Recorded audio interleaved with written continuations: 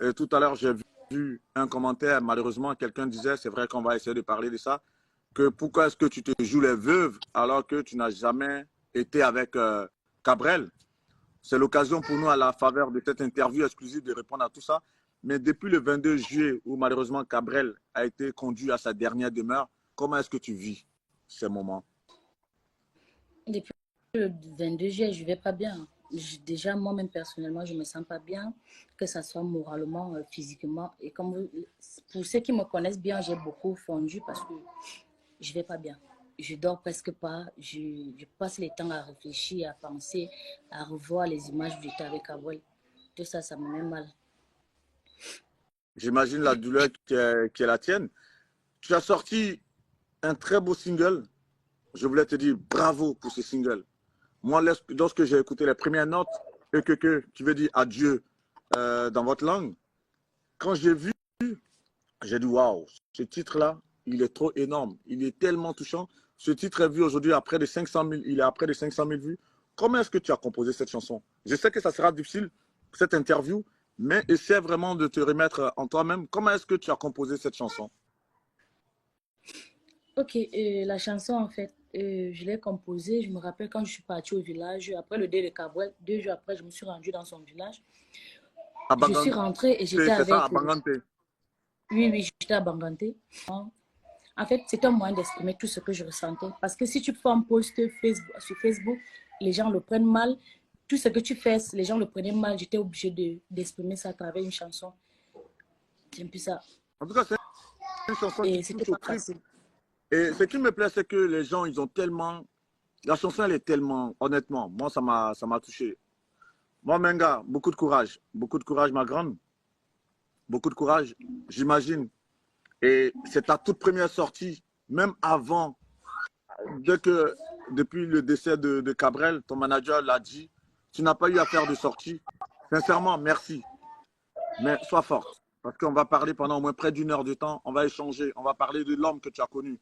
C'est vrai qu'on va ressasser pas mal de souvenirs, assez douloureux, vos rencontres et beaucoup de choses. Mais bien avant, je voudrais faire un petit tuto pour les Ivoiriens, pour ceux qui nous suivent dans le monde entier. Parce que Cabrel, il vivait dans une ville qui est Douala. Douala, c'est la capitale économique du Cameroun. Et Yaoundé, c'est la capitale politique du Cameroun. Je prends un peu, je fais un peu le parallèle avec la Côte d'Ivoire. La capitale politique de la Côte d'Ivoire, c'est Yamoussoukro. La capitale économique, c'est Abidjan. Le cas, c'est pas la même chose, la Côte d'Ivoire et le Cameroun. Au niveau du Cameroun, on a pas mal de célébrités, tant à Douala que aussi à Yaoundé. Alors que chez nous, en Côte d'Ivoire, tout est concentré sur Abidjan, par exemple.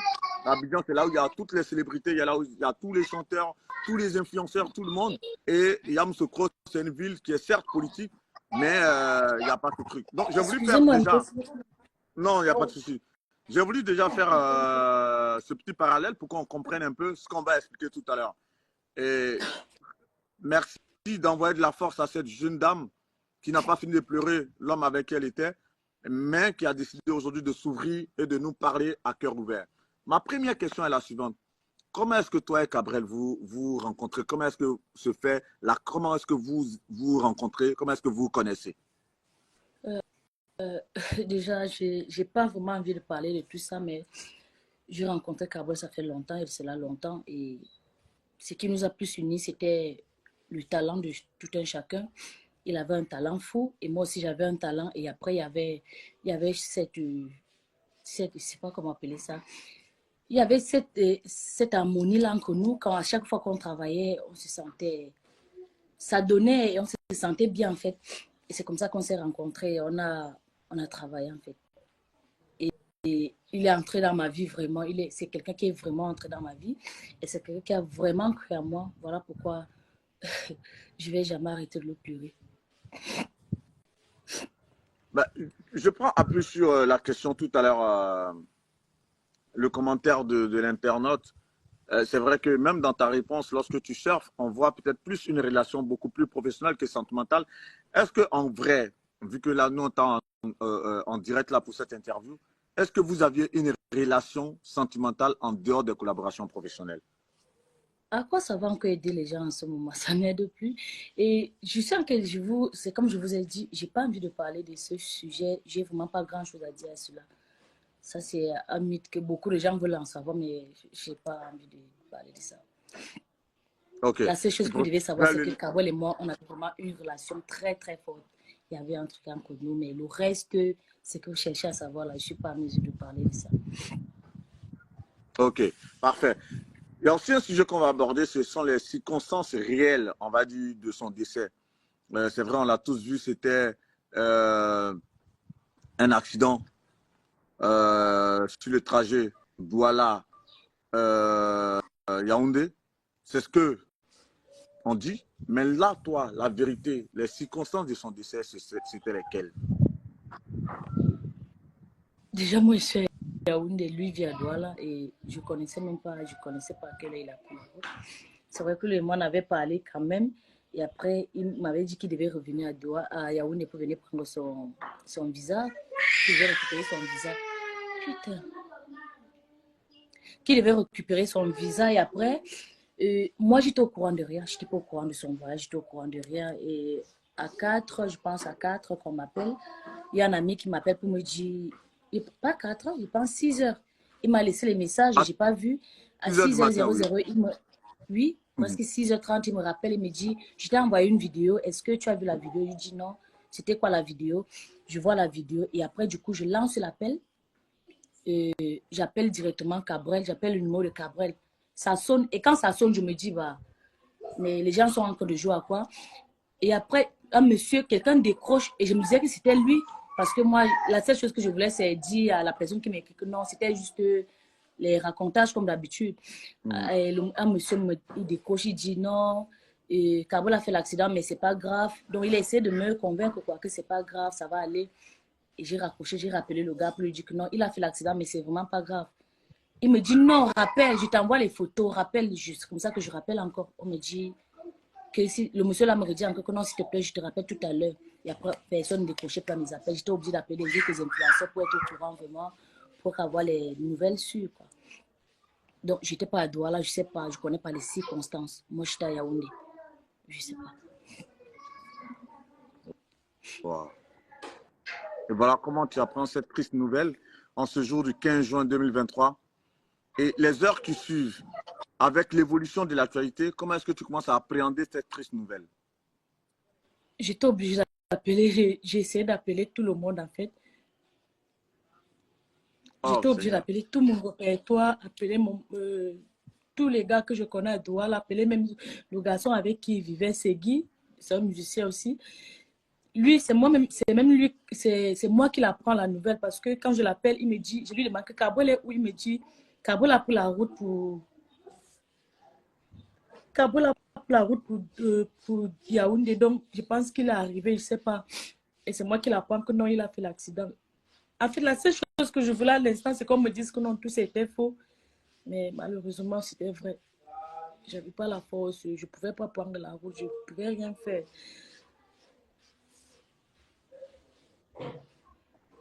Ouais, je savais, c'est un peu cette interview, c'est un peu comme un exutoire aussi pour toi. Ce sera l'occasion, essaie de te ressaisir, on va évoquer l'homme parce que sa mort a ému toute la toile, ça a ému la communauté ivoirienne, ça a ému la communauté camerounaise, le monde entier. On a vu comment ce garçon était très talentueux. Et je voudrais qu'on essaie d'évoquer un peu les différentes capsules que tu faisais avec lui. Parce que moi, pour préparer cette interview, j'ai vu pas mal de vos capsules, même tu as vu dans la bande-annonce un peu, ces jeux de scène que vous aviez. Il y avait cette synchronisation, il y avait cette sympathie. Je vois tes larmes qui coulent, ça m'arrache le cœur. Mais je veux que tu essaies de te rappeler les bons moments. Je veux que tu essaies de te rappeler un peu les fous rires que vous avez pu avoir sur les plateaux de tournage. Je veux que tu essaies de rappeler un peu toutes les scènes que vous avez pu jouer un peu ensemble. Et c'était super sympa. Et je voyais un peu. Moi, il y a une scène comme ça, lorsque je regardais les vidéos, j'ai vu un peu cette scène où tu vois un peu un ex que tu viens brocarder sur la route et après tu vois ton bestie à qui tu viens, que tu l'embrasses limite, alors que ton homme, il est à côté. Et bref, je veux qu'on se rappelle ça. Ça, c'est des bons moments. C'est vrai que là, on est là pour rendre hommage à l'homme. On est là pour évoquer l'homme, pour parler de l'homme qui était en dehors des réseaux sociaux, de l'homme qui était super sympa, qui partageait beaucoup de choses. On a vu comment il était altruiste. on a vu un peu des gestes de sympathie qu'il avait aussi à l'égard de beaucoup de personnes. Moi, j'ai vu certaines de ses vidéos où il avait pris un de ses gars qui était dans la rue, qui prenait de la drogue pratiquement, à qui il avait offert une maison, pas mal de choses. C'est cet homme que moi, je veux qu'on évoque.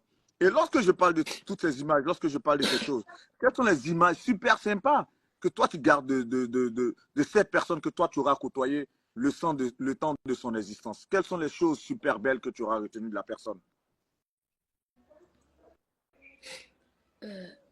Ce qui est, c'est que les images que j'ai pu regarder de Carbol ont été positives. Carbol avait deux personnalités.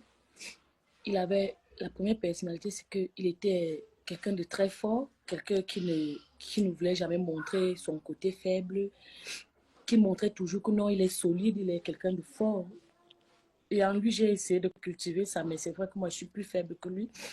La deuxième personnalité, c'est que c'était une très belle personne à l'intérieur. Il était sympa. À part qu'il était sympa, il était comme un bébé en fait. Parce que quand vous voyez Carbouel, il criait, il faisait ceci dehors, mais à l'intérieur, le soir, c'était une autre personne. À l'intérieur de la maison, quand il revenait à la maison, c'était une autre personne. Donc, j'ai gardé tous ces côtés-là de lui et parfois, quand j'ai mal, je pense encore à ça. Justement, on sait que sur les réseaux sociaux, il avait beaucoup de succès, ce qui a fait que son décès a ému le monde entier clairement. Mais comment est-ce qu'il vivait, puisque tu dis qu'il avait plusieurs personnalités, comment est-ce qu'il vivait les moqueries dont il faisait l'objet sur les réseaux sociaux? Comment il vivait ça? C'est pour ça que je voulais dire que c'était une personne très faible. Parce que tout ça, moi-même, j'ai fait partie des gens là qui reçoivent des moqueries. Et c'est pour ça que quand j'ai fait le direct, le jour qu'il est décédé, j'ai fait un direct où les gens ont tiré sur moi, dit, raconter du n'importe quoi. C'était une façon de dire aux gens que...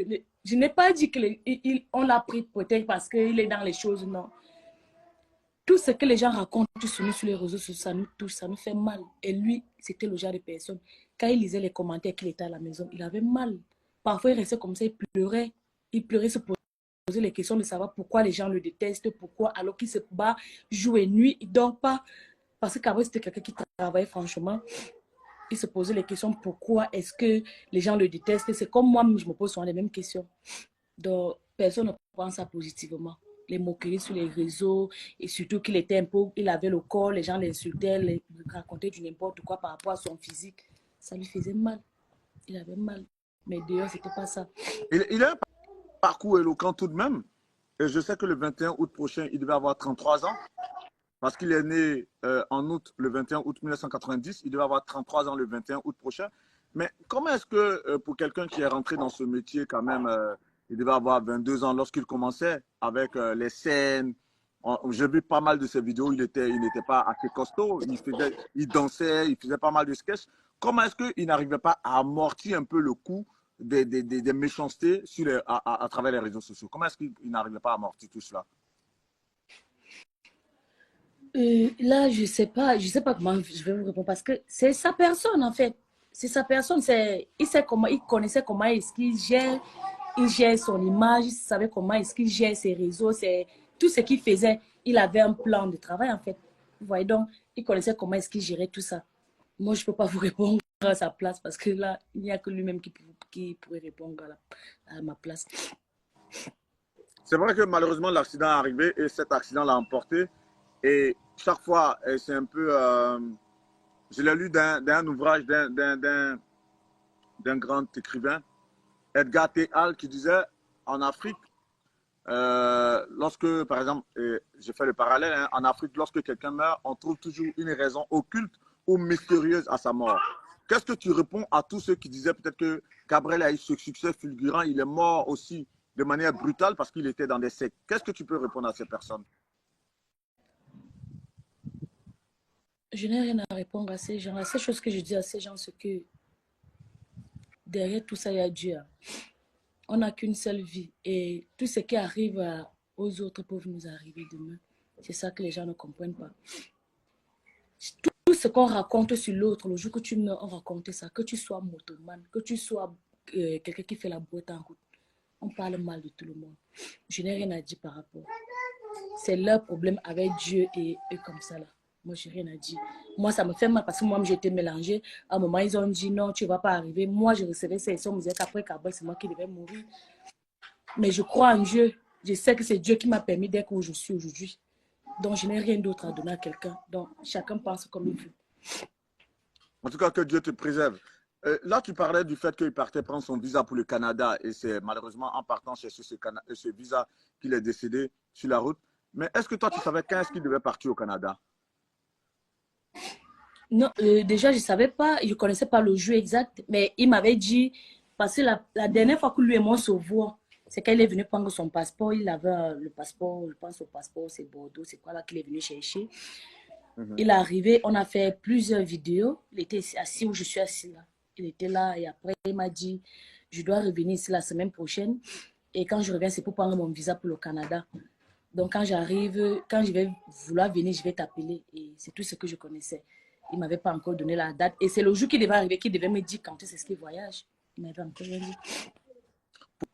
Pour évoquer l'homme, on sait qu'il a. J'ai vu une de ses vidéos aussi où il parlait de ses débuts, de ses galères lorsqu'il avait 21 ans, qu'il travaillait dans un bar à Yaoundé, où il disait oui, je nettoie les toilettes. Est-ce qu'il te parlait de ces moments de galère? Est-ce qu'il te parlait de ces moments difficiles avant le succès qu'il a connu? Ouais. En fait, il me racontait pas en détail, il me racontait juste que. Parce que moi, j'ai une histoire très difficile. Et après, à chaque fois que je voulais m'asseoir pour pleurer pour mon histoire, il me rappelait toujours que tu penses que tu es la seule personne à souffrir sur terre. Tu connais ce que j'ai traversé, tu n'es pas la seule personne. Et pour donc, si chaque jour, ça te fait mal de savoir d'où tu sors, il faut travailler du pas. C'était la seule personne qui m'encourageait vraiment à travailler. Je disais toujours que moi, je sors de très loin, je sors de très loin. Donc, que de s'asseoir et pleurer son sort, il faut travailler. Mais sinon, le reste, il ne me donnait pas les détails de comment. Il me rappelait juste. Vu que tu parles de ça, qu'est-ce qu'il représentait quelque part pour toi? Un motivateur, quelqu'un qui te boostait, quelqu'un qui tirait le meilleur de toi, c'était qui? Il représentait quoi pour toi en gros? En gros, le mot que je peux donner à ce c'est, il était mon mentor en fait. Pour moi, c'est dans le monde du showbiz, à part le groupe qui m'a fait avec moi, Minga Kabol était la deuxième personne. Je peux me dire la vraie personne qui croyait en moi. La seule personne que, à un moment, quand je voulais abandonner, il était le seul à m'appeler pour me dire, viens, je ne veux pas que tu abandonnes, je ne veux pas que tu fasses ceci, là, viens, je vais t'aider. La seule personne qui m'aidait vraiment. Donc, en gros, il était mon mentor, en fait. Mamenga, on va essayer de changer un peu, on va essayer d'avancer un peu dans l'entretien. Désolé, hein, désolé. Je voudrais qu'on lui donne beaucoup de cœur, je voudrais qu'on lui donne de la force. C'est une jeune dame meurtrie dans sa chair. C'est une jeune dame qui n'a pas besoin aujourd'hui de pas mal de polémiques, qui demande qu'à avancer dans la vie, qui demande à aller de l'avant, qui demande à faire éclore son talent, parce que du talent, elle en a pas mal en tant que web comédienne, en tant que productrice. Et aujourd'hui, justement, avec cette belle chanson que tu as sortie en hommage à Cabrel Nandjib, est-ce que ça te vient à l'idée là de vouloir avoir une carrière artistique?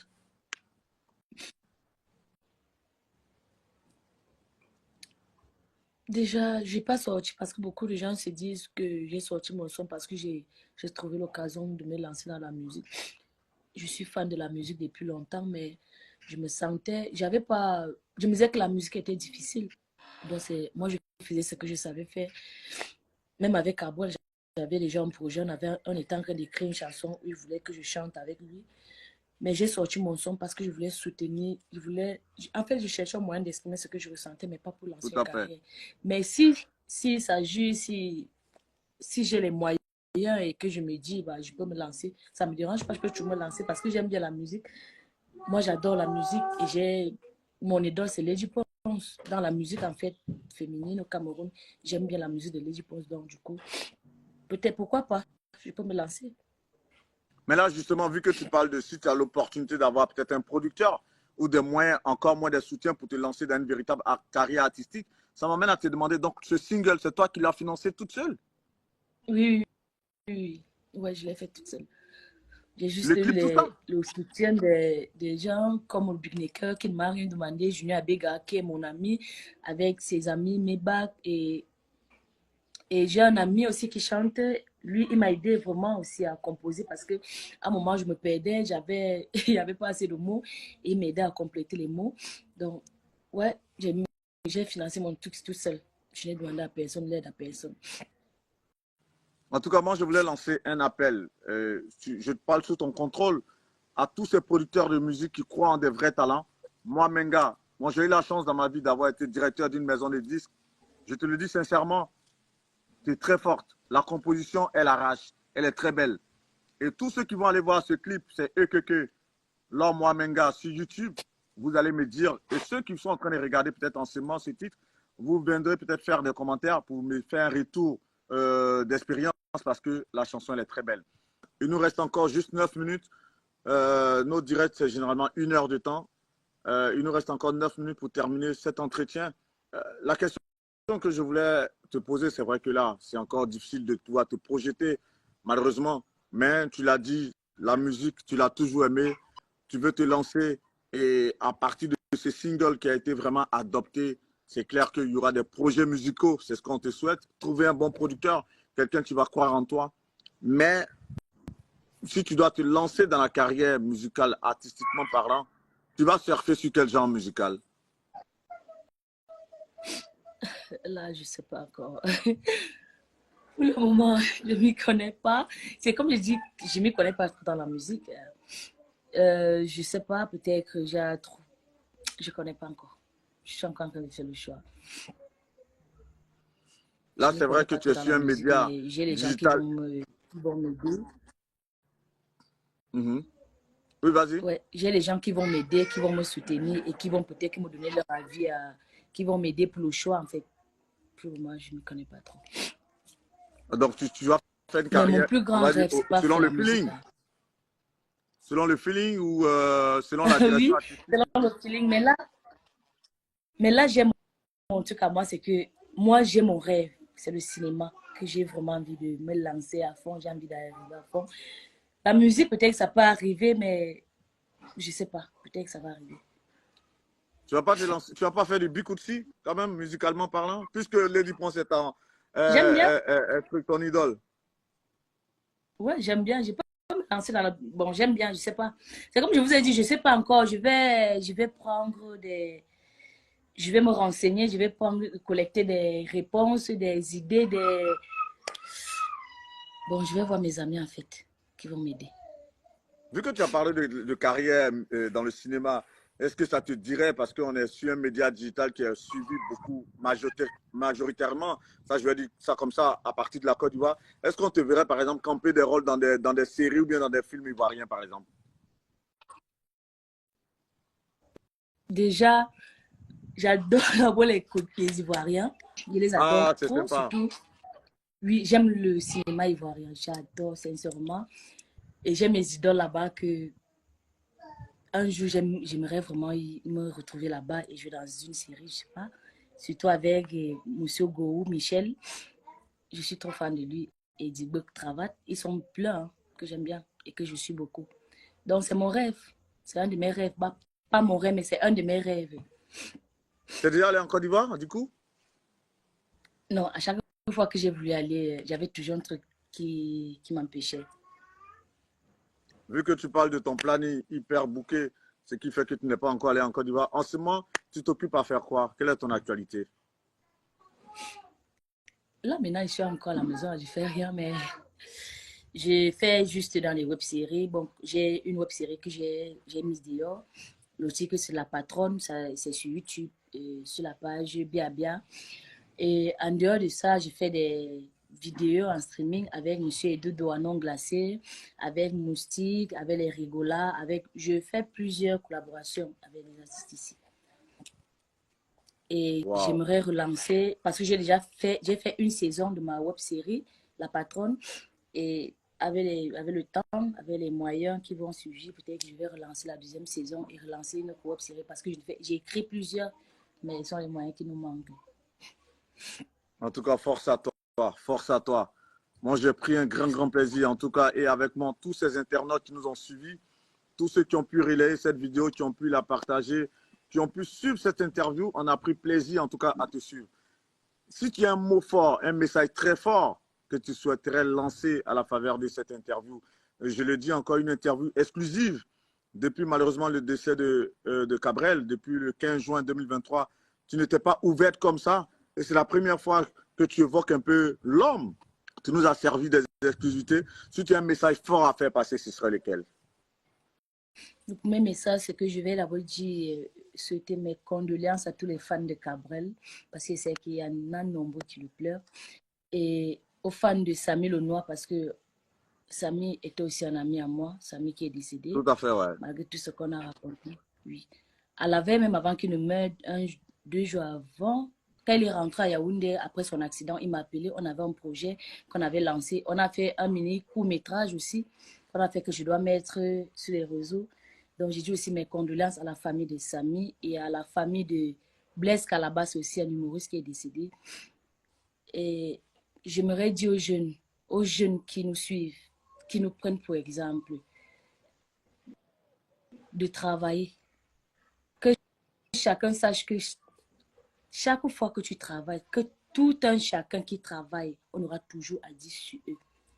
On peut évoluer dans cette vie sans toucher du n'importe quoi, sans aller ailleurs.